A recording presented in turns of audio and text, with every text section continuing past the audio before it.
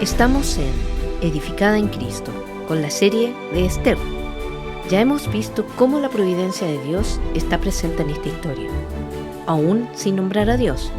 Son una serie de eventos que Dios va orquestando para desarrollar su plan y proteger a su pueblo de la extinción. Esther se encuentra ahora en el palacio del rey y se ha convertido realmente en la reina de Persia. Ella ha sido seleccionada entre cientos de mujeres. El rey la favoreció a ella. Él ha tomado a esta joven judía, probablemente una adolescente, para ser su reina. Y nosotras hemos leído el final de la historia, así que sabemos lo que Dios está haciendo. Pero Esther y su primo Mardoqueo, que era su padre adoptivo, no tenían ni idea de lo que Dios estaba haciendo. Vemos que Dios estaba trabajando en su providencia, en y a través de sus circunstancias. Hoy aún más nos convenceremos de la providencia divina y nos daremos cuenta de que hay una guerra espiritual que ya tiene un vencedor, Cristo. Y leemos en Esther capítulo 2, versículo 19. Cuando las vírgenes fueron reunidas por segunda vez, Mardoqueo estaba sentado a la puerta del rey. Esther todavía no había dado a conocer ni su familia ni su pueblo, tal como a Mardoqueo le había mandado, porque Esther hizo lo que le había dicho Mardoqueo, como cuando estaba bajo su tutela. Ahora bien, esta es la segunda vez que ese pequeño detalle se menciona en esta historia. Cuando Dios dice algo una vez en la Escritura, vale la pena prestar atención. Cuando lo dice dos veces, aparentemente Dios piensa que es importante. Esther confió en Mardoqueo lo suficiente para obedecerle y seguir su liderazgo. Ella no se olvidó de lo que se le había enseñado ahora que ella era independiente. Creo que eso es una evidencia de su sabiduría, de su carácter. El hecho de que tenía respeto por la autoridad, por su educación y su formación. Por otro lado, Mardoqueo entra a protagonizar esta historia de la siguiente manera. Y leemos en Esther capítulo 2, versículo 21 al 23. En aquellos días, estando Mardoqueo sentado a la puerta del rey, Bigtán y Teres, 2 eunucos del rey, guardianes del umbral, se enojaron y procuraban echar mano al rey Asuero. Pero el asunto llegó a conocimiento de Mardoqueo, y él se lo comunicó a la reina Esther, y Esther informó al rey en nombre de Mardoqueo. Cuando el asunto fue investigado y hallado cierto, los 2 eunucos fueron colgados en una horca. Esto fue escrito en el libro de las Crónicas en presencia del rey. Fue debido a la providencia divina, en primer lugar, que Mardoqueo estaba en su posición, en la puerta del rey. Es por eso por lo que le fue posible conocer sobre este complot para asesinar al rey. Dios lo había puesto en esa posición. Fue providencia de Dios que este complot fuera revelado a Mardoqueo. Es decir, no creo que estos 2 conspiradores le contaran todo intencionalmente a Mardoqueo. Mardoqueo lo oyó de alguna manera por casualidad. ¿Cómo llegó a su atención? Fue la providencia. Dios lo puso en aquel sitio para escucharlo. Entonces vemos que Mardoqueo era leal al rey, a pesar de que no era un rey piadoso. Cuando Mardoqueo se enteró del complot, se lo informó a Esther. Los hombres fueron juzgados y fueron llevados ante la justicia, y el complot fue evitado. Aplicándolo a nosotras, algunas nos preocupamos con facilidad. ¿Qué voy a hacer cuando llegue a la vejez? ¿Quién va a cuidarme? ¿Qué va a pasar si la enfermedad de mi esposo empeora? ¿Qué va a pasar si mis hijos hacen esto o aquello? Y otras preguntas. No sabemos lo que va a suceder, pero Dios sabe lo que va a suceder, y Dios ya ha estado allí antes que tú para proveer las cosas que tú no tienes ni idea que van a ocurrir. No sabes que tu marido, por ejemplo, perderá su trabajo en 2 meses a partir de ahora, pero Dios sí lo sabe. No te quedes despierta en la noche, preocupándote y tratando de averiguar qué voy a hacer cuando salga a la universidad, o cómo voy a conseguir trabajo, o qué voy a hacer con esto o aquello. Dios lo sabe, a Dios le importa. Dios va delante de ti, preparando el camino. Así es la providencia de Dios, y aquí la ves en acción. Mardoqueo no fue recompensado. sabemos que muchas de las recompensas de la vida cristiana no ocurren ahora. Nuestra recompensa como servidoras de Dios y de nuestras familias no ocurre ahora. La recompensa llega más tarde. Si vamos entrando al capítulo 3, nos encontramos con este personaje Amán. Y leemos en Esther capítulo 3, versículo 1 al 4. Después de esto el rey Asuero engrandeció a Amán, hijo de Amedata el Agageo, y lo ensalzó, y estableció su autoridad sobre todos los príncipes que estaban con él. Y todos los siervos del rey que estaban a la puerta del rey se inclinaban y se postraban ante Amán, porque así había ordenado el rey en cuanto a él. Pero Mardoqueo ni se inclinaba ni se postraba. Entonces los siervos del rey, que estaban a la puerta del rey, dijeron a Mardoqueo: ¿por qué traspasas el mandato del rey? Después que ellos le estuvieron hablando día tras día, y él se había negado a escucharlos, se lo informaron a Amán para ver si la palabra de Mardoqueo era firme, porque él les había declarado que era judío. Cuando Amán vio que Mardoqueo no se inclinaba ni se postraba ante él, Amán se llenó de furor. El rey había puesto a Amán en el lugar más alto al que una persona podía aspirar. Tenía autoridad, y el rey había ordenado que todos debían inclinarse y postrarse delante de Amán. Sin embargo, Mardoqueo no lo hizo. Estamos viendo que la batalla se intensifica en la medida que vemos a estos dos hombres. Amán, que quiere que todo el mundo doble sus rodillas ante él, y Mardoqueo, por otro lado, que dice: yo no voy a doblar mis rodillas ante usted. Esta es una batalla entre dos reinos, el reino del hombre y el reino de Dios. ¿Por qué Mardoqueo no dobla sus rodillas? El versículo 1 del capítulo 3 nos dice que Amán era un agageo. Eso significa que él era descendiente de Agag. Recordarán que fue el antiguo rey de los amalecitas. Los amalecitas eran descendientes de Esaú, hermano gemelo de Jacob, y los amalecitas habían sido enemigos del pueblo de Dios, de los judíos, por siglos. Uno de estos episodios se encuentra en Éxodo capítulo 17. Recordamos que los amalecitas atacaron a los israelitas en Refidín.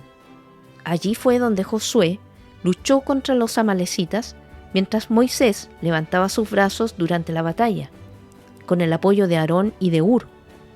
Al final de la batalla, Dios le dijo a Moisés: yo borraré por completo la memoria de Amalec de debajo del cielo, en el versículo 14. Luego, más adelante, en la época del rey Saúl, Samuel le da la orden de exterminar a los amalecitas.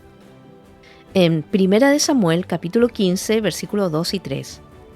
Así dice el Señor de los ejércitos: yo castigaré a Amalec por lo que hizo a Israel, cuando se puso contra él en el camino mientras subía de Egipto. Ve ahora y ataca a Amalec y destruye por completo todo lo que tiene, y no te apiades de él. Antes bien, da muerte tanto a hombres como a mujeres, a niños como a niños de pecho, a bueyes como a ovejas, a camellos como a asnos. Así que en 1 Samuel nos dice que Saúl atacó a los amalecitas, pero tomó a Agag, rey de los amalecitas, y lo dejó vivo. Por cuestión de orgullo, Saúl y el ejército perdonaron a Agag. Él quería ser visto como un rey conquistador, entonces no mató al rey de los amalecitas como Dios le había ordenado que lo hiciera. Cuando llegamos a la historia de Esther, podemos aprender que las elecciones que hacemos cuando decidimos obedecer a Dios parcialmente, en lugar de obedecerle completamente, pueden tener implicaciones para las generaciones futuras. A Saúl le fue dada la oportunidad de representar a Dios en la erradicación de esta raza de malas personas. Él no la aprovechó y desobedeció. Así que ahora los judíos están en peligro de extinción debido a Amán, un agageo, porque siglos antes Saúl no terminó el trabajo de exterminar a los enemigos de Dios. Permítanme decirles, jóvenes y mujeres mayores, que cuando no nos ocupamos de la carne, del orgullo, de los asuntos que tienen que ver con la obediencia, con el dominio propio en nuestras vidas, se abre una puerta, un instrumento para que el enemigo tenga la victoria. No solo con nuestras vidas, sino también con nuestros hijos y con los nietos y con las futuras generaciones. Y vemos entonces que Mardoqueo se niega a doblar sus rodillas y a rendir culto, porque Mardoqueo es judío. No era contrario a la ley de Dios que Mardoqueo honrara a un gobernante humano. Ellos fueron instruidos a honrar al rey. Sin embargo, los amalecitas, el pueblo representado por Amán, eran los enemigos declarados de Dios y de su pueblo. Mardoqueo dijo: yo no voy a honrar a nadie que es enemigo de Dios. Una vez más, si pudiera dirigirme de manera especial a las más jóvenes, decide tú si encajas en esa categoría o no. Ustedes tienen muchas oportunidades. Hay presiones para ceder ante el sistema del mundo, presiones para parecerse al mundo, de pensar como el mundo, de actuar como el mundo, de salir con hombres como el mundo y de hacerlo todo a la manera del mundo. Quiero decirte que tienes que ser una mujer de convicción, una mujer que se mantenga firme y que dice: voy a honrar a Dios y voy a obedecerle. No voy a ponerme del lado de los enemigos de Dios, porque al hacerlo repruebo al pueblo de Dios. Hay una guerra espiritual. Amán y Mardoqueo son dos jugadores pequeños que representan esta gran batalla. Creo que Satanás estaba apoyando a Amán de la misma manera como Satanás entró en Judas cuando traicionó a Cristo, de la misma forma en que tú y yo tratamos de llamar la atención cuando insistimos en tener la razón y todo el mundo tiene que estar de acuerdo con nosotras. Esto es cosa seria. Es una guerra. El versículo 5 nos muestra a Amán lleno de furor, que cuando no consigue lo que quiere, cuando no es adorado como desea, se llena de furia. Esta palabra furia o ira, como dicen algunas traducciones, corresponde a una ira violenta, con deseos de venganza. Es una ira que hace pagar. La respuesta, como siempre sucede con la ira, expone lo que hay en el corazón. Pero no se satisface con ponerle las manos a Mardoqueo solamente. Amán busca destruir a todos los judíos, a todo el pueblo de Mardoqueo, esparcido por todo el reino de Asuero. Y leemos en Esther capítulo 3, versículo 6. Y él no se contentó con echar mano solo a Mardoqueo, pues le habían informado cuál era el pueblo de Mardoqueo.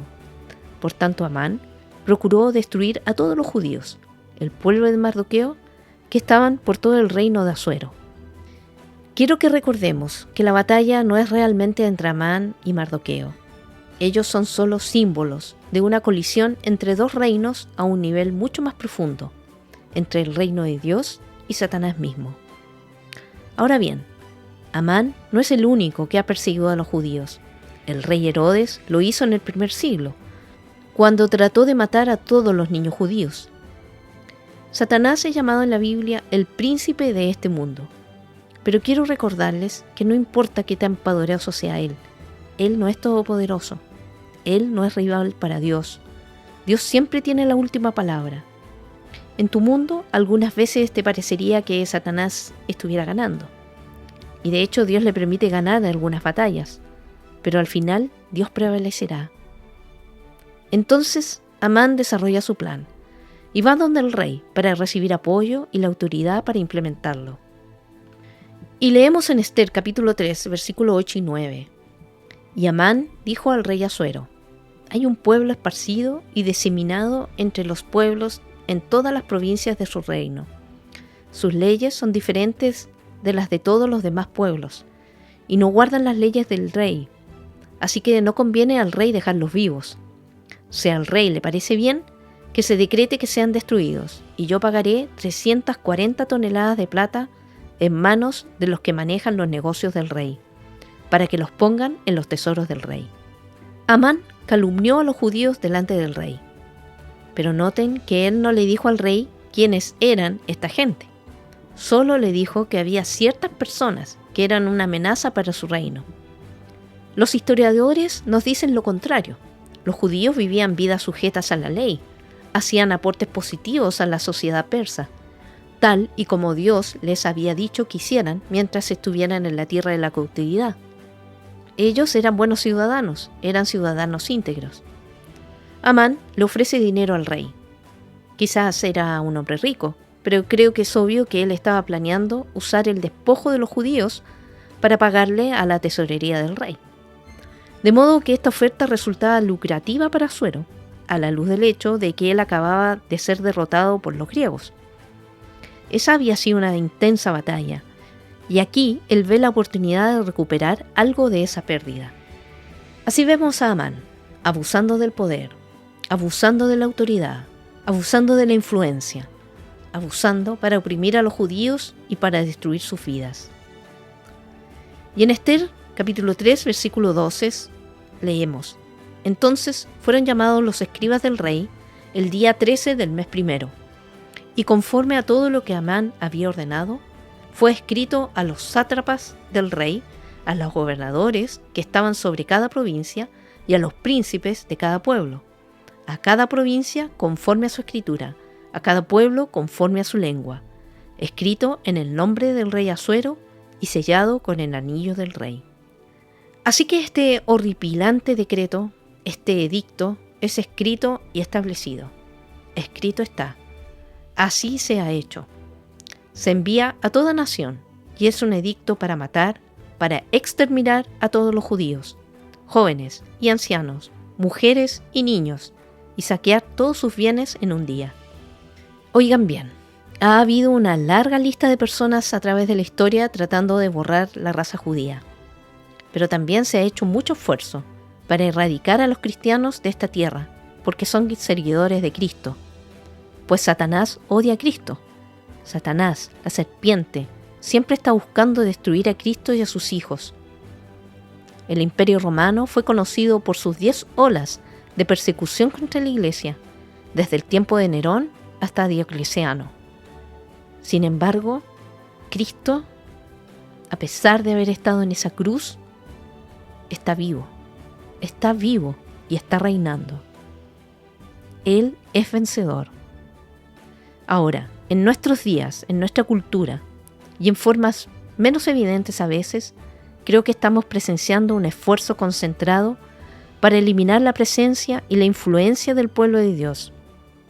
Un pueblo que rehúsa inclinarse a este sistema mundial desprovisto de Dios. Hay un movimiento anticristiano en nuestra cultura. Tú puedes hablar de Dios todo lo que quieras, pero no exaltes a Cristo como Señor, ni menos hables sus verdades. Escuchamos de estas guerras culturales en la palestra pública. Se oye del sistema educativo en Chile, queriendo implementar el programa de sexualidad integral en la sala de clase, dejando fuera a los padres y sus valores. Tú podrás pensar, ¿y qué importa eso? ¿Cuál es el problema? El asunto es que Satanás odia a Cristo. Los seguidores de Satanás están buscando erradicar el nombre de Cristo de la tierra, sus valores, su moralidad. A veces lo hacen bajo el nombre de religiones, como el islamismo. Eso es un poco más obvio. A veces lo hacen en formas más sutiles, ocultas bajo instituciones o bajo conceptos de igualdad y tolerancia, tratando de liberar al planeta de relacionarse con Cristo y de rendirle adoración. Así que este poderoso edicto es promulgado y enviado a todo el imperio persa. La muerte para todos los judíos. Parece irrevocable, parece una situación sin salida. Los judíos no tienen forma de defenderse contra este exterminio. No hay vía de escape.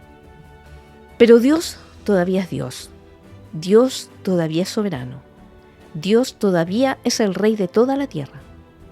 Todos los Asueros, Amanes, Herodes, Hitlers de este mundo solo toman órdenes de Satanás, que al final responde a las órdenes de Dios. Dios es todavía el rey. Dios es el juez. Él está logrando sus propósitos y Él está escogiendo y asombrosamente utilizando personas como tú y como yo para ser parte de aquellas que lleven a cabo sus propósitos. Tú no sabes por qué Dios está haciendo lo que está haciendo, pero Dios sí lo sabe. Por tanto, busca evidencia de la providencia de Dios a tu alrededor. Y cuando no puedas verla, entonces confía en que Él está trabajando, planeando, preparando, orquestando, tejiendo un plan, y tendrás parte en esta historia.